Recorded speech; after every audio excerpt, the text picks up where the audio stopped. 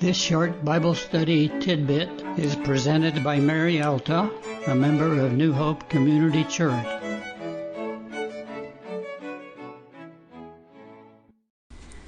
John last saw the dragon making war with those who keep the commandments of God and hold to the testimony of Jesus. Now John sees him standing on the sand of the seashore. The dragon seems to be there to welcome the two who are coming out of the sea and out of the earth.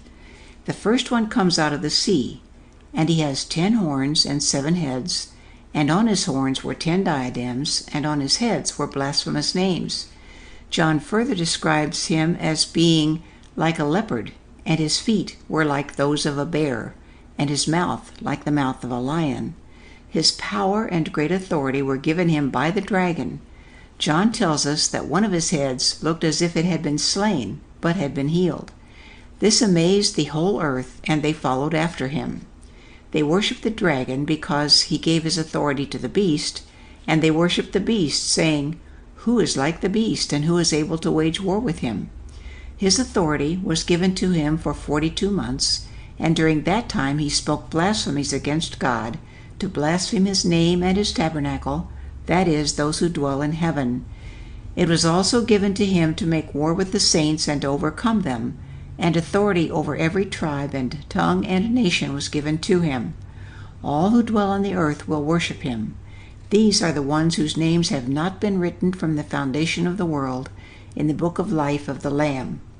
Then John is given an admonition to pass on to all who read this book. If anyone has an ear, let him hear.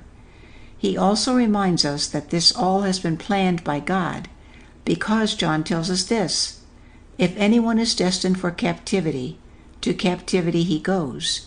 If anyone kills with the sword he must be killed.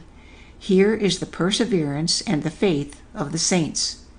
John then sees another beast coming up out of the earth. This one has 2 horns like a lamb, and he spoke as a dragon.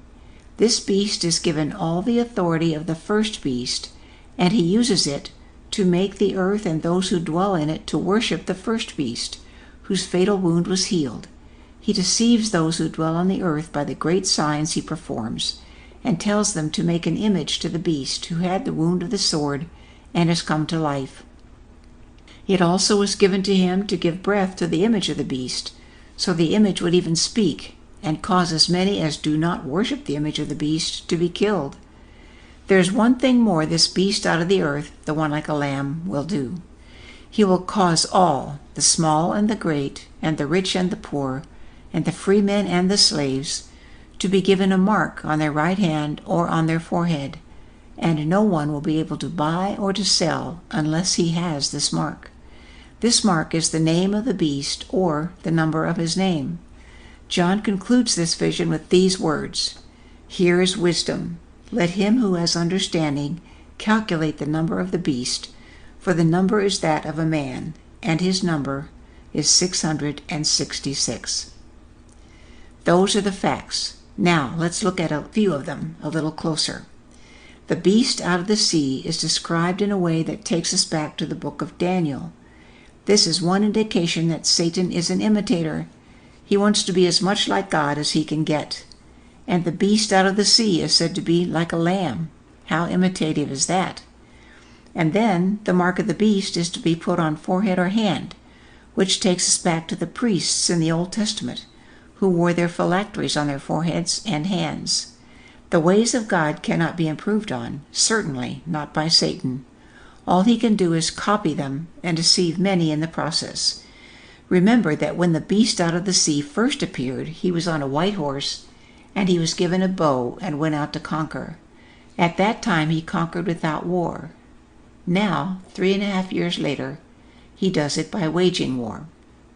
He is totally controlled by the dragon, who has been identified as Satan, and he has a helper, the beast out of the earth, the one with horns like a lamb. This one is totally controlled by the beast out of the sea, and they are all 3 worshipped by those who dwell on the earth. That seems to be the goal. It is often said that in the end days there will be no religion, but according to this, that is wrong, because what Satan wants is to be worshipped as God is worshipped. So there will be worship on the earth. It will just be false worship. It is also made very clear that no believer will enter into this worship, nor will any believer take the mark of the beast. The lines are drawn very clearly, and the ones who belong to God are identified by the fact that their names are written in the book of life of the Lamb. In fact, all who belong to Jesus have their names in the book of life of the Lamb. We know that because the names were written there before the foundation of the world. This is some of the hope that is found in this book of Revelation.